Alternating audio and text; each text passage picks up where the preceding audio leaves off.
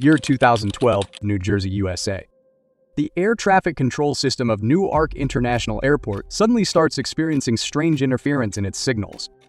Alarms blared, and screens started flickering. Within a matter of seconds, the entire system goes offline. Flights in the air were unable to receive guidance for landing. On the ground, aircrafts were stuck, unable to take off. Panic began to spread among the staff as they were trying to understand the cause of this malfunction. Ahead. Pull up. Why are these pilots getting a terrain warning while cruising at 37,000 feet? Nobody had any idea about what in the world was going on. Is it a hacking attack? Is it a simple malfunction? Or is it aliens? Privacy is one of the biggest lies in this world. You sell your privacy by your own hands. The device on which you are watching this video is one of the examples for biggest violation in the name of privacy. You may not know where you were on 30th February last year, but there is a website for sure which knows. There is a possibility that someone is still watching you or stalking your activities right now. Most of the time, nobody cares. It's just daily life of modern humans. But there was someone who cared a lot. August 2012, New Jersey. A man named Gary Bojicek worked for a company named Thankyou, a construction and engineering firm which provided crushed stones to construction sites and had numbers of company-owned vehicles for their workers. These vehicles are equipped with a GPS tracking system to monitor location and ensure efficiency. Gary's role at Thankyou involved examining and overseeing various projects, which required him to drive one of these vehicles. But Gary wasn't very happy about this. He was irritated by the fact that he is being tracked all the time. Maybe he wanted more break times without his boss knowing, or maybe he just felt that this was violation of his privacy. So, frustrated by this surveillance, he started finding ways to stop being tracked. He knew that whenever he enters tunnels in such areas, it is hard to track him there. So it's all about signals. He just have to stop that signal somehow without doing any physical changes so that the company wouldn't figure out. And after a few days of research, he found what he needed. Wait, let's pause here and go back to the airport. August 3, 2012.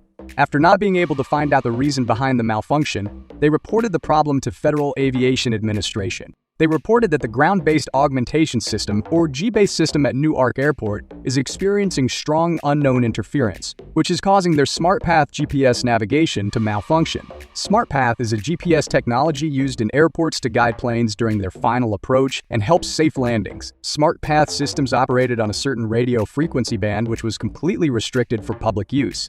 But that day, somehow a very powerful signal suddenly appeared, which completely destroyed the safety walls and attacked directly into the whole airport system. Now, quickly realizing that the interference was a result of unauthorized radio frequency usage, Federal Aviation Administration instantly reported the problem to FCC, Federal Communications Commission, because they are responsible for regulating and authorizing usage of radio frequencies. Then FCC instantly came into action.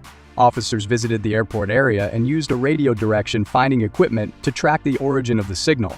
Since the signal was very strong, they were successfully able to trace back to a red pickup truck parked near the airport. When officers approached the truck, there was Gary inside.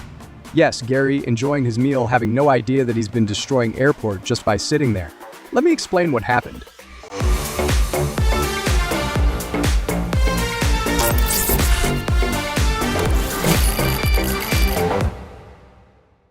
After a few days of research, Gary found a GPS jamming device. A jammer can intercept or shield any GPS signals around the truck. He bought this small cute device online for $100. Then whenever he wanted a break, he would just plug it in the cigarette lighter in his truck. But he didn't know if it's actually working or not. And I don't think he had a way to check either. So the decision he came up with was to keep the jammer on for the whole time he's using the truck and try slacking off for a day. Then see if the company notices. So on 3rd August of 2012, he was on his normal routine. The destination where he had to go probably had airport in the way. After reaching near the airport, he parked there and took a break. Jammer was already running, and at just the price of $100, his jammer device was so powerful that not only his company but the whole airport system got disrupted. The main problem was that the airport was currently testing the new SmartPath system, and the frequency they used coincidentally matched the frequency Gary's jammer was targeting. Now, of course, this frequency was not authorized for public use. They did not see this coming. So, what happened to Gary then?